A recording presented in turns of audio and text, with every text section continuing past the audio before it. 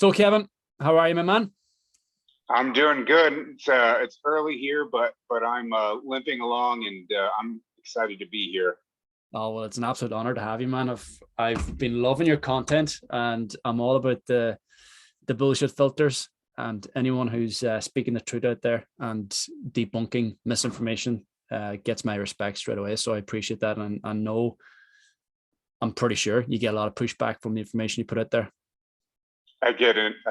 I appreciate that a lot, and I get an insane amount of pushback every day. It's like you've got people that love it, and you've got people that absolutely do not. So it's a mixed thing there for sure. But overall, it's very rewarding because I know that, especially when people like you message me and let me know how you think about what I'm doing, it makes all the difference because I know that I'm actually helping people in their lives. So, What sort of got you to this point where you're offering people real information?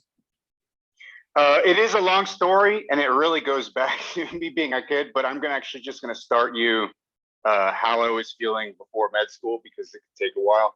So if I told the whole thing, so I started being interested in sort of the obesity epidemic. I was about to start medical school. I was looking for something to sort of give me a direction as I underwent medical training. And one of the things I was interested in was the obesity epidemic because obesity underlies so many of people's health problems. Obesity and their nutrition issues, people eating ultra processed food, junk food, it underlies so many people's health problems. So my thinking was, if we solve that problem, if we make the food system better and how people eat better, then we can just in sort of one stroke drastically improve a lot of people's health. So I was very interested in that. And I thought it was so obvious what we needed to do. Everybody would agree on it, which was one of the things that was appealing about working in that area because it just seemed so clear. But then as I got online and I started talking about this with other people, I started to see very clearly that there was actually a huge amount of disagreement. There's all sorts of different camps about what we should do about obesity, what diets people should have, what are the good things, what are the bad things. Some people said animal products are bad. Some people said, no, it's carbohydrates are bad. And other people have all sorts of different strange ideas about how we're actually supposed to address the poor health that we're seeing in so many people these days. So then I started thinking, well, why is that? I started digging into the claims of different people, and especially the more extreme claims. And I started to see, a lot of this isn't actually based on evidence. A lot of it's based on conjecture, speculation, and it's poorly supported by it's poorly supported by evidence, and in many cases, actually contradicted by the evidence that we actually have. So then I started to realize, okay, if we are constantly arguing about what is causing obesity epidemic, is causing people's poor health, then how are we actually as a society going to address this problem? If we can't come to any consensus, then we can't actually make any policies. You can't come to any agreements about what we need to do.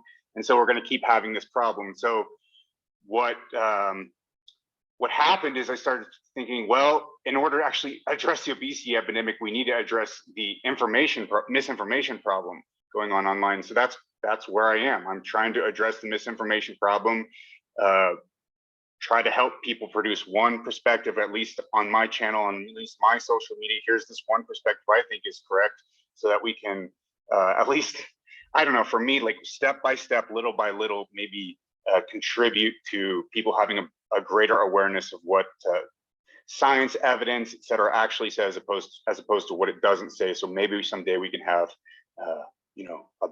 an impact on a societal level. I mean, now it seems like so pie in the sky, but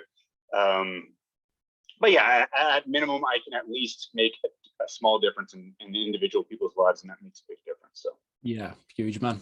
And yeah, as much as there's an obesity epidemic, there's a misinformation epidemic at the moment. Yes. Yeah. Yes, absolutely. Yeah. Something you're trying to counter.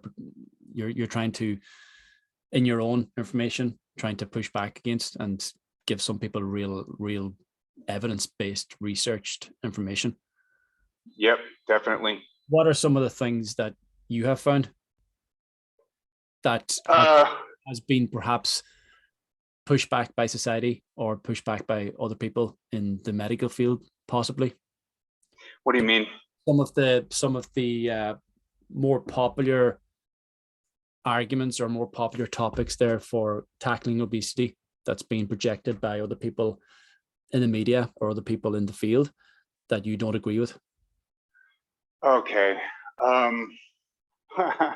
Is it as simple as having a calorie restrictive diet and being more active, or are we missing a lot more? That's part of it. I mean, so I think it ultimately does come down to that in the end, but to get there is really where the battle is, or where people need information. So it's easy to say, hey, you just need to eat less and move more, but like that's like saying, I don't know. I think I remember whenever I used to like go to clubs and bars and stuff, and I would try to approach women, and I would have like friends and stuff or whatever, or even some cases I would give this advice to them. One of the bits of advice people would give to each other is like, oh, just be confident, like just be confident. But like, you're like, wait a second, like, how do I be confident if I don't know, like, how do I just do that? I can't just like will that, you know? And I feel like the idea of just eat less is the same sort of idea. How do I actually eat less? So I think there, understanding why people are overeating is extremely useful, because in order to know how we're going to eat less, we actually need to know why we're overeating. The current theories that I think are the most prominent among the best in the field, the best obesity researchers, is that we have foods that are basically what they call hyperpalatable, which just means that they taste really delicious, and they are calorie dense, which just means there's a lot of calories in a small little package and it tastes really good. And these foods have been created on the market in a sort of iterative process of constant improvement towards this end of getting you to eat more of them. So think of all your favorite packaged foods, or our least favorite packaged foods for that matter, at least with respect to weight loss, that taste really good and that will make you fat if you eat too much of them. These foods have been created as a result of a very long evolutionary process of competition between different companies to get you to eat more of them. And the companies that figured out the formula to get you to eat the most did well, and the ones that didn't do as well. And then there was competition at another level again. And so iteratively, we've got these foods that are making people obese because of the market has produced these foods that sell the best. So the foods that are selling the best are the most obesogenic, and basically the market itself is creating obesogenic foods because of the competition. So yeah, what are the characteristics of these foods? I already listed two. Basically, they're hyperpalatable and they're calorie dense, and I think those are the two main ones. So if you want to try to reduce your calorie intake, you want to eat foods that are not so not so delicious. I mean, if you think of like what I have in front of me right now, I have a bowl of oatmeal, and I just got up because, as I mentioned, it's 6:15 a.m. here. I'm in the United States. It's a bowl of oatmeal. I do add a little bit of sugar on it, or not sugar, but like sweetener, like monk fruit extract, and then erythritol, and that makes it taste a little bit better. But like I don't add a bunch of oils into it in addition. You know, I don't add a bunch of butter. I can if I need those calories, if I'm like desperately in need of those calories, but I try to avoid that. So I try to make the food taste relatively good, but I don't like try to make it taste really delicious. Although I can to some degree with the sweeteners, the artificial sweeteners. So I try to limit the calorie density, and I don't try to make everything taste the most good that it can possibly taste. Yeah, and then I think another thing that is sort of a black box in addition to those two factors is sort of keeping things relatively unprocessed. We don't know why processing tends to cause foods to be more obesogenic, but like maybe it's the lack of fiber, maybe it's the reduction in protein content. There's many different things, but in general, focusing on keeping the foods minimally processed as opposed to things that you get from a package. But of course, that's very difficult for many people because there's time issues, there's resource issues, how are you going to cook all your food, etc. And so one of the things that I personally do that I know that other people do is I do like meal prep. I actually have meal prep on the weekends where I just have everything made for the entire week. And that way I can avoid this issue of like having to spend all of my time during the week cooking and making food. So that's how I do that. I have a big freezer where I actually put everything and then I microwave everything throughout the week. That's the way that I do it. So ultimately I end up having like kind of industrially produced food, except it's industrially produced by me. So it is very convenient, but yeah. So yeah, I think those, I would say calorie density, hyperpalatability, and the level of processedness are some of the three main issues with respect to reducing calorie intake. And then there's a bunch of other issues independent of calorie intake that also impact health. For example, sodium content, saturated fat content, fiber content, whether it's an animal or plant food, the protein content, et cetera. But yeah, as far as reducing calorie intake is concerned, the main things are going to be calorie density, hyperpalatability, and the level of processedness. And the rest is sort of building off of that sort of on the margins, which those other factors do have an impact and a significant impact. But what I've mentioned there, those three things are probably the main base to build on when you want to think about how to reduce your food intake. So it's not necessarily carbohydrate content. You can have, again, I can have a bowl of oatmeal. I'm not going to get fat off of if I just eat bowls of oatmeal a day, I'm not going to get fat. It's going to be really hard to do that. It's going to be almost impossible unless I start adding like butter to it. If I start adding a bunch of butter and then I start adding a bunch of sugar, then yeah, maybe we can start thinking about getting fat off of bowls of oatmeal every day, but it's not the carbohydrates themselves. Likewise, if I eat just chicken breasts, right, I'm not going to get fat because I'm eating animal products because it's just chicken breasts. It's going to be very difficult to do that. So those are two myths. Two of the main myths is like animal products are making people fat or carbohydrates are making people fat. In both cases, it's not necessarily true because you can eat both of each without getting fat. So that's some core principles, and those are some ideas that I think are wrong. And yeah. I appreciate that. Yeah. Well, just to sort of narrow it down then, in terms of a couple of the buzzwords that are out there at the moment, and protein is one of them.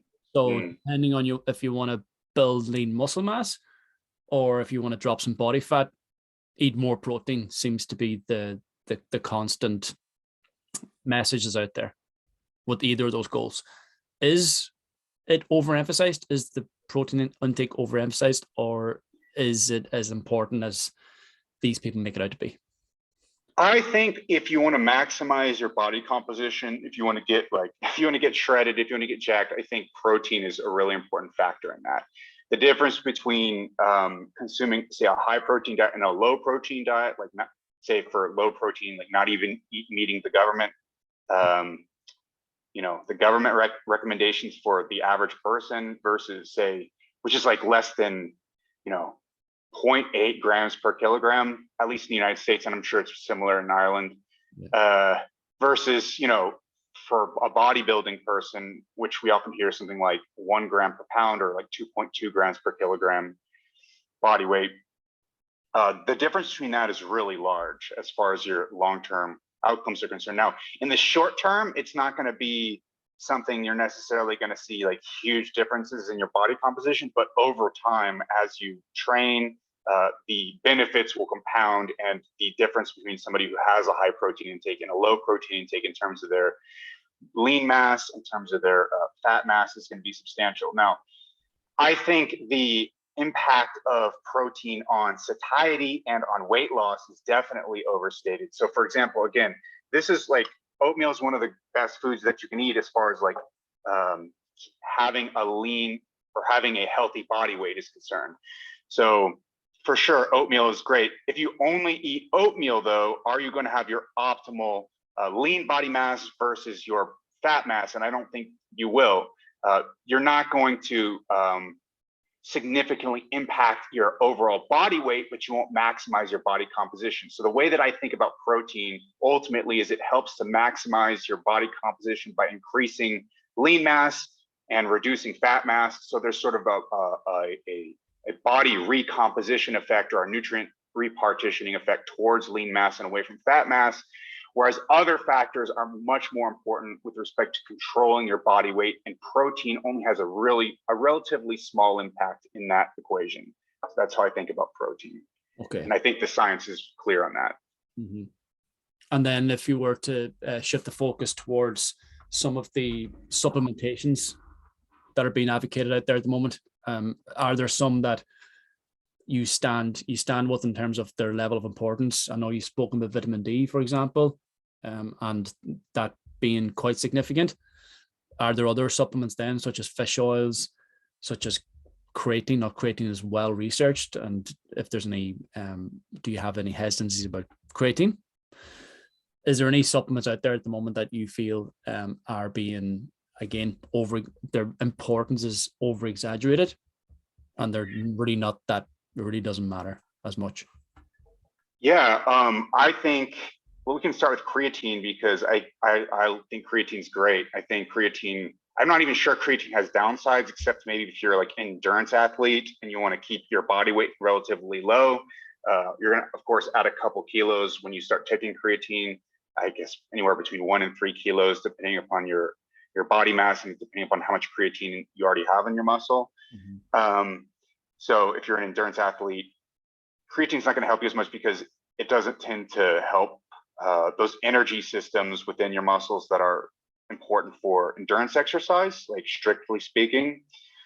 But if you are any sort of like strength athlete or combat sports athlete, or anybody who uses a lot of anaerobic kind of systems in the anaerobic energy systems, then creatine is going to be great. The other thing about creatine is there's some indication that it can help improve cognitive function, especially in people who don't eat as many animal products. And people who eat more, maybe a little bit less of an improvement. But certainly I think it helps to buffer against, say, sleep deprivation, against like cognitive stress, that kind of thing. Whenever you're feeling stressed, whenever you're sleep deprived, apparently, or the evidence seems to indicate that can sort of provide a buffer and help prevent some of the negative effects of that. And also, there's a substantial amount of evidence supporting this idea that it can help to prevent brain injury and it can promote healthy brain aging, although those pieces of evidence are a little bit more weak. But I'm actually most excited about that because that's one of my areas of most interest. I'm interested in how to help cognitive function. So yeah, I think creatine is good all around. The only thing that you should be worried about a little bit is if maybe you're an endurance athlete. If you are somebody who's worried about weight gain, the weight gain from creatine is entirely in the muscles. It's just going to make your muscles a little bit thicker, and it will only make you look better unless you're like, I don't know, already like 300 pounds of muscle or something. But in which case, I don't think you're worried about creatine. So I think for everybody, creatine's awesome. I would recommend creatine for everybody. I love creatine. So we can start there and on that positive level. On vitamin D level, there's some positives and negatives. So I think the positives have been dramatically overemphasized. It's been mostly done on the basis of observational data that are probably not, it's hard to get into the details here, but it's probably not indicative of the actual real effects of vitamin D on health. That said, I think there might be some immune benefit to vitamin D, especially with respect to cancer risk. So if you're very lean, if you take vitamin D supplements, and I wouldn't take a lot, and we'll talk about them in just a second. If you're very lean, it can, there's some indication in some really rigorous studies, although it's hard to know for sure, and we don't know 100% for sure, but there's some indication that it might decrease some cancer risk marginally. The downside of vitamin D supplementation, however, is that it may reduce your bone mineral density. So at higher dosages, even as low as, even as low as, it's either 4,000 or 2,000 international units. It might be 4,000. Yeah, it's 4,000 international units. In some study, well, in one good study, really rigorous study, it showed that people randomized to that level of vitamin D supplementation saw decreases in their bone mineral density. Now, this is only over the course of maybe 2 years, so they didn't see any significant changes in bone strength, but one can imagine over the course of, say, 10 to 20 years, that would end up translating into decreases in bone strength if those decreases in bone mineral density continued. And it does seem to be the case that they do. So over the course of the study, people in that group kept having reduced bone density over time, bone mineral density over time, and the same thing goes for a group that was assigned 10,000 international units. So what do I do? So for me, I started out deficient in vitamin D. That's why I became really interested in it. I don't know the units in Ireland, but I started out like really, really low in the single digits for the units that we use over here. So I ended up having to supplement. But I think that one shouldn't be too aggressive in supplementation. So for me, I do 2,000 international units, and I think that works out well for me.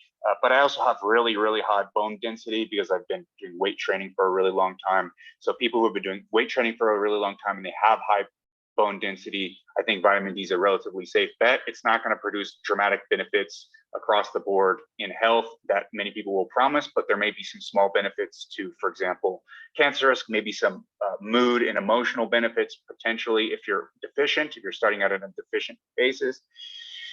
But those benefits aren't super well established, but those might actually be counterbalanced by some bone issues if you're not starting at high levels of bone density in the first place. So if you're say a woman and you're worried about your bone density, then you might be a little bit more circumspect about your vitamin D supplementation. Ultimately, we don't have the answers precisely about who should get vitamin D supplements and who shouldn't. The stuff that I'm telling you right now is really on the edge of what the science is. If you go talk to, say, somebody who's in, say, they formulate recommendations for official bodies, they'll tend to be even more conservative about this. If you're deficient in vitamin D, according to relatively conservative guidelines and a conservative cutoff, then I'd say it's definitely a good idea to supplement, but you don't need to supplement beyond that. And I think there are some risks to doing so. So that's kind of the overview. And I know that's a little bit fluffy and not entirely clear, but the fact is we don't exactly know and have a super clear idea about vitamin D yet. But it's certainly not as big a deal as a lot of people make it out to be. So does it depend on your on the climate you live in? Like if you're exposed to a lot of sunlight, then you need less vitamin D supplementation. Definitely, yeah. Whereas we live here in Ireland and it's cloudy and rainy 300 days a year, so we would need to supplement vitamin D more so than someone that lives in the Caribbean, for example. I think that makes a lot of sense. Yeah. Actually, that's what the data shows, that people closer to the equator tend to have higher vitamin D levels for sure. So, but you can get a test from your doctor if your doctor wants to give it to you. But I don't know. Some doctor, I don't know. If you get a test, you can find out whether you have low or not vitamin D levels, and you can decide from there if you have access to that. All right. Just to sort of move on to, because this podcast, we're mainly speaking to men here. And of course, for a lot of men, they want to improve or increase their testosterone levels. Yeah. So is there some information or some nuance out there that you've debunked about increasing your testosterone? That's great. I've done some stuff, like, for example, there's this guy named Andrew Huberman who's telling people that he ate butter in order to increase his testosterone. He thought that the dietary cholesterol in butter, because it's his cholesterol is a precursor to testosterone. The body changes cholesterol into testosterone.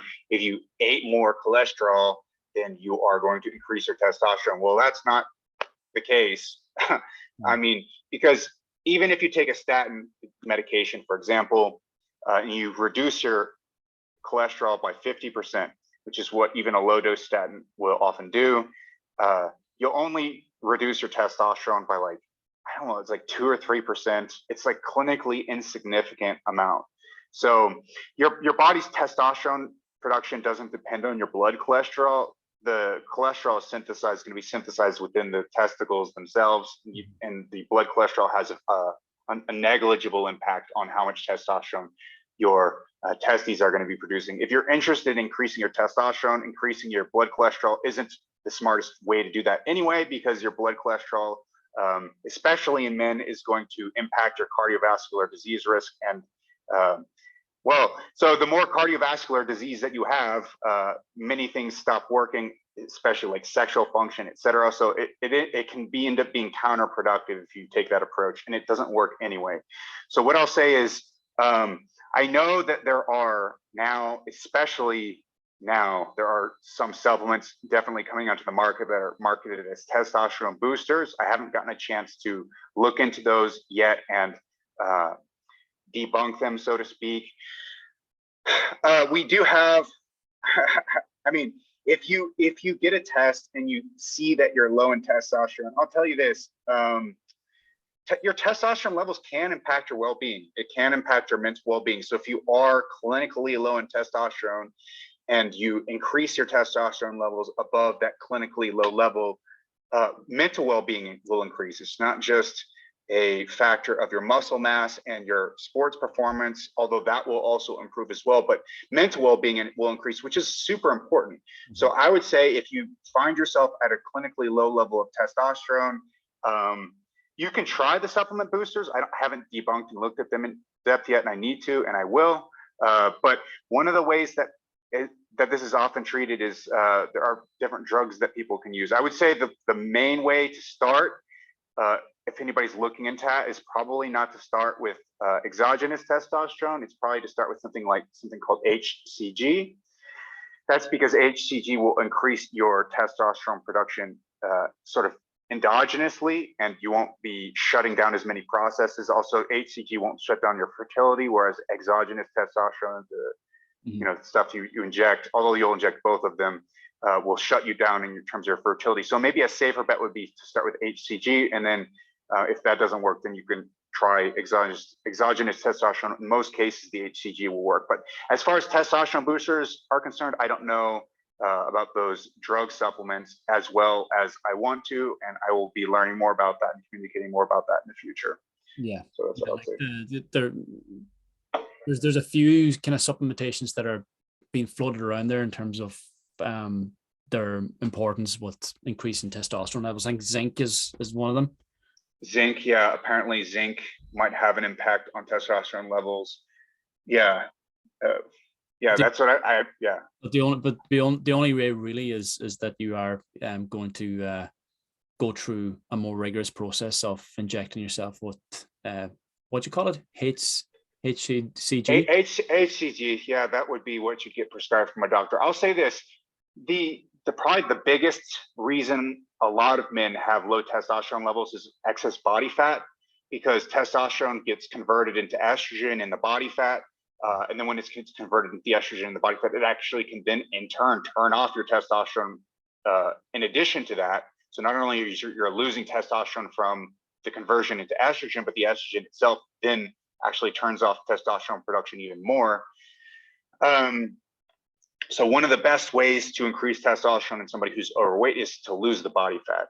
That's going to be one of the go-tos. And you can do that in a natural way, increase your testosterone, reduce your estrogen, get better overall well-being through body fat loss. So I'd say that would be a go-to for somebody who's having low testosterone, but having excess body fat. Yeah.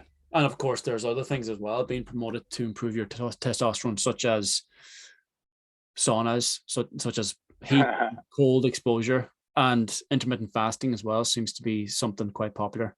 Really, people are saying that they should use sauna and cold and intermittent fasting to increase testosterone. Well, yeah, that wow. Sauna will have that. Well, that heat exposure will have a benefit to your testosterone levels. That wow. Again, you could do either or. You could do all of them if you're crazy enough to do so. Or cold exposure will improve your testosterone levels, or intermittent fasting as well will have benefits. Well, the one thing, yeah, that's funny. Well, the one thing I'll say there is, I don't think heat has ever been shown to improve your testosterone, increase your testosterone.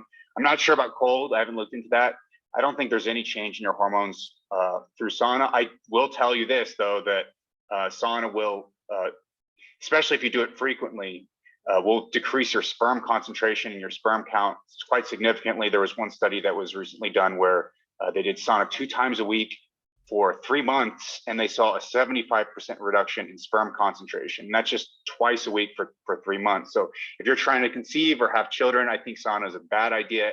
Fortunately, it doesn't affect your testosterone production in the testes. But again, like as you can tell, men have a scrotum. Our testicles aren't inside our bodies; they're outside our bodies for a reason.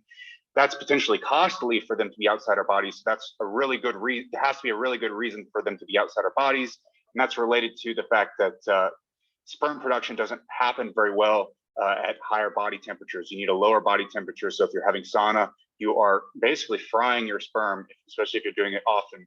So I'd say that. Otherwise, you know, if you're trying not to have children, then maybe having sauna often is a good idea. So it's not, I don't think it's going to affect your testosterone levels. Intermittent fasting, that's really interesting that you brought that up, because a recent study was published, a review study that indicated that you might actually have reductions in sex steroid production with intermittent fasting. I will say this, in the short term, intermittent fasting will probably reduce your testosterone levels. If you have excess body fat and it's helping you to reduce your body fat, then it may in the long term help you to increase your testosterone levels after you've normalized your body weight at a lower body weight. That said, intermittent fasting hasn't been shown to be especially effective compared to other strategies. So other strategies are just as effective as intermittent fasting. But if you want to try intermittent fasting, you can. One method that's been shown to be equally effective to intermittent fasting is simply having consistent meal timing. So just eating at the same times, being mindful about the times that you're eating and eating in a structured manner and not snacking is going to be roughly as effective in terms of your body weight loss as intermittent fasting. So that's something alternatively that you could try. Now, does intermittent fasting itself, simply the fact that you say reduce your food intake to 1 or 2 meals a day in a small window, does that itself, even maintaining the same body weight, cause reductions in testosterone or sex steroid levels, estrogen levels in women? I'm actually not sure. I don't know. I'm not sure about that. I wouldn't imagine that it actually helps you to have better testosterone production. I can't imagine why you would expect for it to be better. But some people also say that something like sauna and especially alternative heat and cold exposure will help to increase your growth hormone, and it will. Just a slight tangent, but it's important because this kind of idea gets circulated. It will help to increase your growth hormone, but that's not going to have any clinically beneficial effects. So even if you do get increases in your growth hormone due to that, you're not going to get any positive changes to your body composition. And the same goes for intermittent fasting. Fasting also increases your growth hormone, but you're not going to become jacked and huge and muscular because you're fasting. It's the opposite's going to happen, even though your growth hormone is changing. So one shouldn't necessarily chase these biomarkers, even if intermittent fasting did increase testosterone levels to a small degree. It might not be clinically significant, and there's some signal that it doesn't. So one should probably chase things that are going to have a big impact and not major in the minors. Using intermittent fasting, sauna, and heat exposure for increasing testosterone or growth hormone levels or hormone levels in general is majoring in the minors. You want to focus on the things that are going to have the highest yield. These sorts of modalities for chasing these kinds of biomarker changes are not going to have super high yields, I think is the take home there. What's your general opinion on intermittent fasting aside from testosterone production? Yeah, if people like it and it helps them, yeah, that's great. I think on average, it's not going to be better than, say, simply like consistent meal timing, or it's not going to add anything to calorie restriction. And that's been shown in multiple different studies at this point. A recently released one, and then there's an unpublished study that was presented at one major obesity conference about 2 years ago that was very well done, that showed the same thing. It's not going to add anything additional to most strategies to reduce weight. So you're really legitimately not going to get a whole bunch of an additional effect. If you're already being super mindful about how you're eating, about your meal timing, about how much you're taking, you're not going to get anything additional from just adding intermittent fasting. But if you're just starting in your weight loss journey and it's something you want to try above all the other strategies may seem cumbersome, or you don't want to count calories, or there's other things you just don't want to bother with it, and you like intermittent fasting as an idea, you can try it and you'll see some benefit. You'll see a significant reduction in weight as a result of doing that. But I would just say keep open-minded, because if you want to try something else, you can try other things without losing all of those gains. You just need to be mindful and have different other strategies for doing the same thing. And adding intermittent fasting on top of that is not necessarily going to help you very much, probably not much at all. So that's what I would say. It's a good starting strategy for a beginner, but it's not necessarily going to add a great deal to other strategies. And aside from a weight loss perspective, does it have any other benefits from a cognitive perspective, for example, or performance perspective? Energy? Yeah. That's interesting. So, so some people report okay, there's a few things. Some people report in the morning feeling sluggish after they eat breakfast. I've definitely experienced that for sure. So anecdotally, I've noticed that some mornings I get up and I'll eat something and I'll want to go to sleep again. You know what I mean? I'm not sure where that effect is coming from. I know that effect is real because I've experienced that so many times. Mm-hmm. And then what people will do is they'll use intermittent fasting to avoid that effect. For me though, if I do that and I avoid that effect, I just kind of push it off till whenever I eat my first meal. So if I wait, I don't know if you've had this experience. I've had this experience. If I wait to eat if I break my fast at noon instead of the morning, I'm just going to crash at noon. I'm just gonna have the same crash I would have anyway. In some ways, sometimes it'll be worse. I'll need to take a nap in the middle of the day. So that's what I'll say. So I do think there's some impact of eating on feeling sleepy, especially when you're breaking your fast. So I don't want to downplay that. But what I will say is that the studies that have been done on the acute effects of fasting on cognition and on mood tend to be negative. So people tend to do worse in their cognition whenever they fast for long periods of time. Now, this may be unrelated to this whole effect of sort of putting off one's breakfast in the morning. You might actually get some short-term. I noticed that I might in the short term get some benefits, but in general, fasting tends to decrease cognitive performance. It tends to decrease your mood. It tends to make you more irritable. I know anecdotally myself that that whenever I switched from doing intermittent fasting to eating, throughout the day, I became a much more pleasant and tolerable person. So yeah, that's where the short-term data tends to indicate. And we don't have any long-term data. So some people will say, well, if I adapt to intermittent fasting, if I get used to it, will things get better? I think probably things will get better, but it seems to me unlikely that things will reverse. So it's not like your body learns to tolerate intermittent fasting and then suddenly you start thriving on it. Usually what happens in these kinds of cases is if you have something that's stressing you out and you're not doing well with, usually you'll just get more resilient at dealing with that, and it won't suddenly cause some great enhancement. So I would be surprised if chronically the results of intermittent fasting enhanced cognitive function and enhanced your mood, whereas the short-term effects did the opposite. I would be surprised about that, but I think it's likely that you'll produce tolerance, or you'll not notice the effects as much in the long term if you do it for a long time compared to the short term. The one caveat I'll put on that though is you can often just get used to something and then it becomes normal. So say you become irritable on intermittent fasting and then you notice in the long term, hey, I'm dealing with it a lot better. I would just say for people who think that to try going back to not fasting. And I would say in a substantial number of cases, people will see a night and day difference. It may just be that people are just normalizing their irritability and being well, things are not so bad. I would just say try it the other way again and see if you feel better, because I think a lot of people will notice that they will feel better. And I just say this because in my case, I was a fasting zealot. I believed in fasting 100%. My life got so much better when I started eating throughout the day as opposed to fasting. That's just my personal opinion. Maybe other people who are more by their sort of personality a little bit more laid back, they might tolerate it a little bit more. For me, as somebody who finds things irritating often, I didn't do so well with intermittent fasting. And I'll say this, if you fast mice, right, they do the same thing, they eat each other. If you fast mice and put them in the same cage, you do experiments with fasted mice, they have to be separated and put into different cages because they will eat each other if you fast them. And I would suggest that maybe there might be a similar effect in humans as well. So So yeah.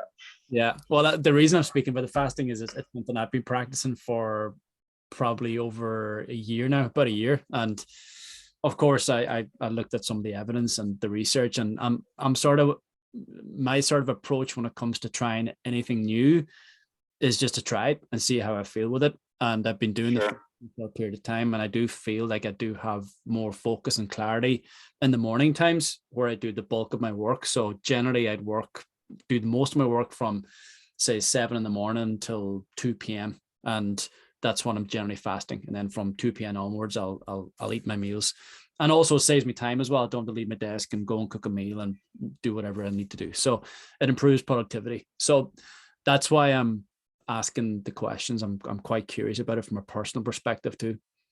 For sure. Yeah. No, I felt the same. And I think you're probably right. It probably does. Like, for me though, that increase in productivity kind of made me a little bit edgy, like on edge, which is good. Whenever you're trying to like get stuff done, you're trying to crush stuff in the morning. That's like a good state to be in. But like often I'm around other people, and there's some downsides to that as well. So yeah, no, I hear you, and I've experienced those effects as well. Yeah, so. Yeah. In terms of building lean muscle mass, though, do you feel it's a counterproductive approach because meal timing and frequency of meals and frequency of especially protein intake is so important for muscle? Yeah, 100%. I think, yeah, we're definitely on the same page there. Yeah, the more frequent you get your protein, probably the more chance you have for that sort of anabolic stimulus of the protein. And so you're probably going to get more gains. But again, if that's your strategy for reducing calorie intake, you still might take that trade-off in order to stay leaner. It's sort of a personal thing, but all else equal, if you take the same number of calories, probably distributed over a larger window, you're probably going to do better for your lean body mass in the long run. Are these effects going to be really large? Probably not. Like compared to everything else, there's so many other things that are important for gaining and maintaining body composition, but there may be some small marginal effects as far as lean mass is concerned. Okay.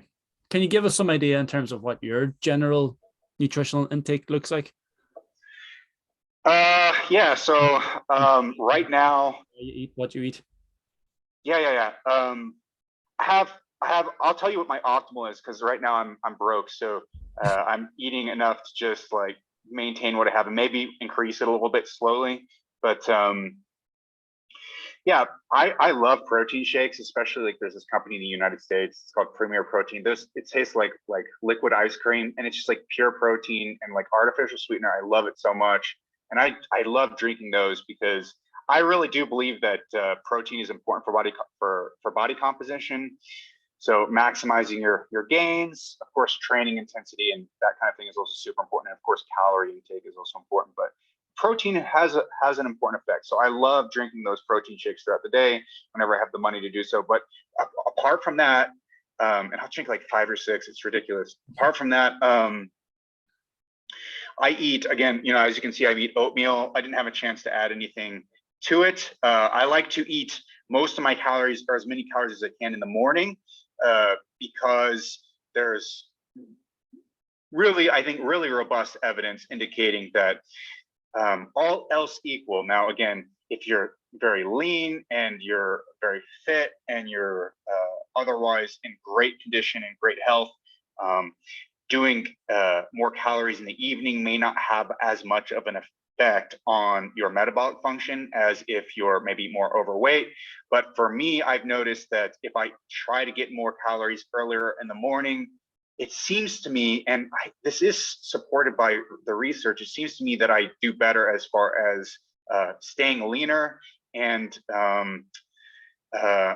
still having good performance. So I tend to focus most of my calories in the morning. I have to have a really big breakfast, as big as I can, with a bowl of oatmeal, and then I'll have mixed berries, like dark berries, like raspberries, blueberries, and then there's another in there, blackberries, I guess. I mix that in with the oatmeal. I have an artificial sweetener as well. Then I have another bowl of, and so it's like a substantial bowl. It's like this big. And then I'll have another bowl of, so in addition to this, as I mentioned, I put in the freezer all the food I have in the week. So every single day I have the same thing. I eat the same thing, and I don't ever get tired of this. I know other people might. I enjoy the taste every single time. I've been doing this for like over a year, the same exact thing every day. I have 2 containers filled with, there's mixed vegetables, like stir fry vegetables. So it's going to be like snap peas, green beans, some peppers, mushrooms, those watercress things, and broccoli florets.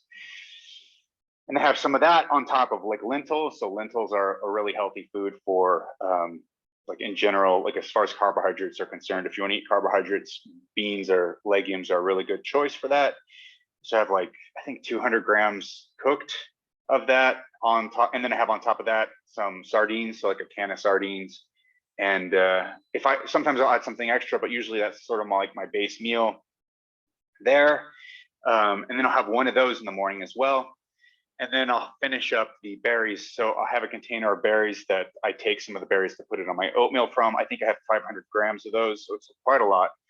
And I finished that up as well. So it's a really big breakfast with berries, the vegetables, lentils, sardines, and then a big bowl of oatmeal. I have that early in the morning, as soon as I get up to start the day off. And also have like and so then from that point, I have 2 more containers. One is the same thing of the lentils, the vegetables, and sardines. The other, and then I have some nuts. So then based upon my physical activity for the day, I'll eat all of the nuts, so 100 grams of mixed nuts. I'll eat all of those nuts, and I'll eat the other container of the beans, the vegetables, and the sardines. I'll eat the other container later in the day.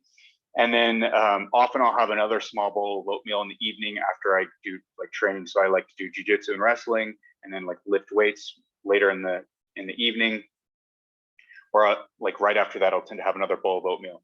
But again, throughout the day, I like to have these protein shakes to add more protein, because it doesn't sound like I'm getting a lot of protein, and I'm not without the shake. So I could add like lean meat so personally, I tend to eat more of a plant-based diet. I don't eat a lot of bland animals. I'll eat some beef. I don't eat chicken and eggs, and that's just like a personal ethical preference. It's not related to the nutritional quality. If you're interested in adding more like protein from animal sources though, and not just following like me drinking shakes and eating like mostly a plant-based diet with some fish, what I would do personally to do that would probably be to add like chicken, like lean chicken. That's going to be your healthiest option. It's going to be highest in protein, lowest in calories, and the kind of fatty acids in the chicken are going to be the healthiest for your heart. That's what I would do. I wouldn't add a whole bunch of red meat. I know that there's a lot of people who think that that's a good thing. You can, if you do eat red meat, I would say to try to make it as lean as possible. Again, that's going to be good for your heart, and again, good for maintaining weight. If you have that high protein intake, there's going to be a good amount of bulk. Also, there's like a lot of water in meat, so it's good for satiety. Mm-hmm. Not because of necessarily the protein intake, but because of the food itself is a very satiating food, like especially lean beef. So yeah, that's what I would do. Eggs are all right. If you're going to use eggs to replace like junk food, it's probably going to be good for you. It's probably going to be a net positive. If you're going to use eggs to replace like really wholesome foods like oatmeal, like beans, like vegetables, like fish, and I think maybe even like chicken, I think it's not as good. There's some discussion about this, but yeah, if you're going to replace unhealthy foods, eggs is a really good idea. If you're going to replace more healthy foods, it's either neutral or maybe not as good. That would be what the research tends to indicate. So not to say that they're necessarily bad. I would say moderation might be the good. I feel bad saying this because eggs are such a delicious food. I used to eat like tons of them, and they taste so good, they feel so good. Like, it feels good eating eggs. But I think that's what the research tends to indicate. It's probably due to the dietary cholesterol. Now, the dietary cholesterol in most people is not going to increase their blood cholesterol, maybe about 80% of the people, but in about 20% of people it does. So one way to check this is and most people aren't going to do this, but so that's why I just give a blanket recommendation. Most people are not going to check their blood work. It's an idea in theory, but most people are not going to like take out eggs and then check their blood work and then add them back in and check their blood. Most people are not going to do that. It's just like I've never done that. And I know about this stuff. It's just like, it's a pain. But 20% of the people will have an increase in their blood cholesterol, LDL cholesterol, and it does play a role in heart disease. So I don't know. So I don't know. I went off on a long tangent on eggs, but that's what I would do if I was going to eat more meat. I would focus on, say, lean chicken and lean beef if I was going to add more meat to the diet. And the reason I wouldn't add more fish is because I'm already eating 2 cans of sardines a day, and there's some potential for toxicity. I will say I have noticed symptoms of toxicity. I haven't gone too high in fish, you know, like I have like weird sleep disturbances that go away like consistently if I stop eating so much. So I always limit myself to just 2 servings. And sometimes if you eat salmon every day, depending upon the source, you'll actually get like toxic symptoms. Like some sources are perfectly fine, other sources are not. So I would say to be careful about the fit, overdoing it on the fish. That's why I would say focus more on the land animals instead. And of course, whey protein is an excellent choice as well, which is kind of what's in the premier protein that I drink. Is a milk protein. It's a fantastic choice, and many protein supplements are great. So that's what I'd say. Do you tend to lean more towards organic foods, or again, is that something you've debunked? There's not a great deal of support for eating organic versus not organic. I would say the main thing is just making sure that you get your, say, vegetable intake. I don't think if you're focusing on, so is my kale organic or is it not organic? I think the main thing you're going to focus on is like, am I just eating the vegetables? I think that's the thing. I think when you look at how these things are regulated, the pesticides, the herbicides, et cetera, you know, see, I haven't done a video yet on this, so I'm still, the one question I have personally is when you eat organic, you're not getting a no pesticide food. And often people think that there's no pesticides in organics. No, there are pesticides in organic foods. It's just they're organic pesticides. And some organic pesticides are actually worse than many non-organic pesticides. And that's an interesting caveat. There's like a really interesting caveat. So there's like really important copper herbicides. Those copper herbicides are terrible for you. Like they're really super toxic. So just because you're, you know, getting higher levels of non-organic pesticides or herbicides, say in the blood, there's studies showing higher levels of those, doesn't mean you're not getting other toxic chemicals. Would I say probably on average when you're eating organic versus non-organic, it's probably better for your body, probably, but the impact is really small, and to the degree that nobody's ever measured it. Nobody's ever gone and had a study and shown in the study that, oh, if I eat organic versus non-organic, like I literally have changes in blood markers. No, besides simply the concentrations, which are extremely small in the blood of these non-organic herbicides and pesticides, there's never been documented any change in health markers, you know? So that's the one thing I'd say, like, it's speculative. Oh, is it going to have an impact? Well, within the concentrations that the regulations have, say that these foods are supposed to have, no. And even when the foods exceed the regulation amounts, they do sometimes. So sometimes they'll look at the residue concentrations and they'll see an excess of herbicide or pesticide concentrations in some foods like that they sample. Even whenever that's the case, these regulations are done so that it's like, the way that the cutoffs are done is that it's like 100-fold less, or maybe even 10,000-fold less than you would ever see any effect. And these are like small effects in like lab animals. So you're getting like, it's a huge margin of safety. So whenever you're getting like twice the toxic limit, according to these organizations, you need to understand this is like 1,000, this is like 100 or 10,000-fold less than you'd even see a small effect in an animal. So it's unlikely to have any health effect. And it's never been documented that there is a health effect of these herbicides and pesticides. So, but if you have the extra money to do it, and you want to spend that extra money, I do think it's a really minor issue and probably a non-existent issue, but you may get some small reduction in pesticide and herbicide exposure that may not be clinically significant by eating organic versus non-organic. I think that's the rough view to have.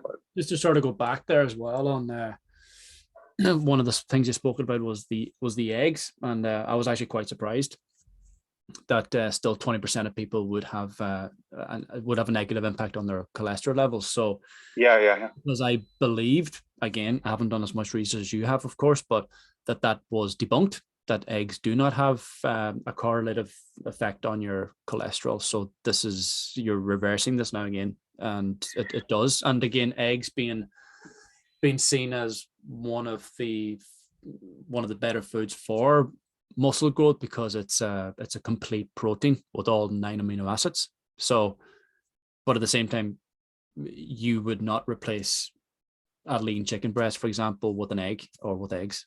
Yeah.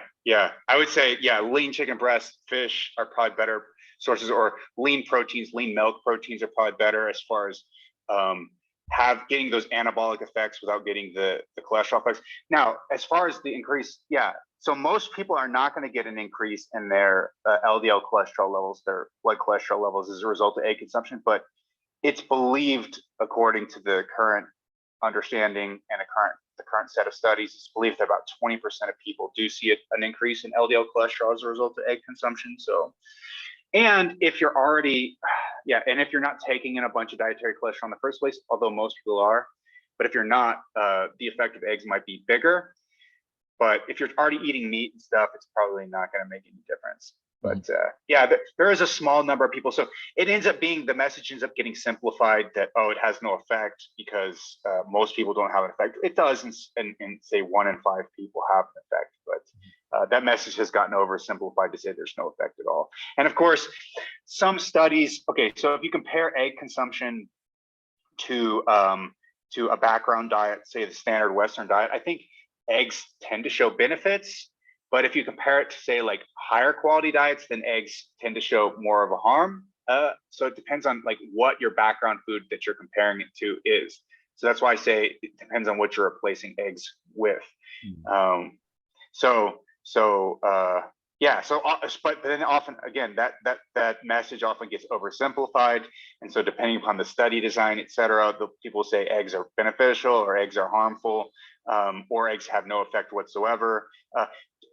Compared to a normal background diet, like the standard Western diet, eggs are probably not going to have a negative impact, and may have some benefits, but it, again, depends on what you're comparing it to. Okay.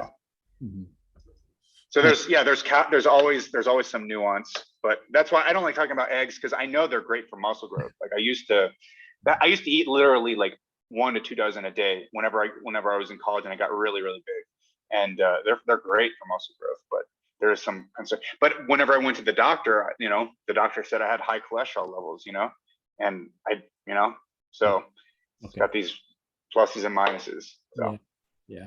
Yeah, I appreciate that, man. Well, look, as I said, I've got so much information from me, and there's so much more I could derive, and we could go down many rabbit holes, but it could be something for our future podcast. And for the time, we're absolutely loaded with information. And for any of the guys listening to this, if they want to find out more about you and the work that you do, where's the best place to get you at? So the best place, the stuff where I'm releasing most of my stuff now, is going to be on my podcast or my YouTube channel. So the podcast is The Kevin Bass Show, and you can find that on, Apple Podcasts, Spotify, etc. You can also find me on YouTube, where I'm releasing, basically, I'm just the same thing. I'm just releasing it in audio format on the podcast, and I'm releasing in video format on YouTube. It's not like, when you watch the YouTube, you're not like, wow, I'm gaining so much more. I'm just like talking into the camera. But if you like watching as opposed to listening, you can find me on the Kevin Bass Show, or you can also search for K Bass Philadelphia on the YouTube, and then my channel will pop up. And then on Instagram, Twitter, TikTok, you can find me at Kevin Bass, KevinNNBASS. You can also find me in the same place on Patreon if you want to support the stuff that I do. So that's where you can find me on social media. Nice one. I will add all those links below. And thank you so much for your time and for your brilliant information. Keep putting it out there. I love the stuff. So I appreciate your work, Kev. I appreciate the appreciation, and I appreciate you having me on. So this was a lot of fun. Nice one. Until next time. Thanks.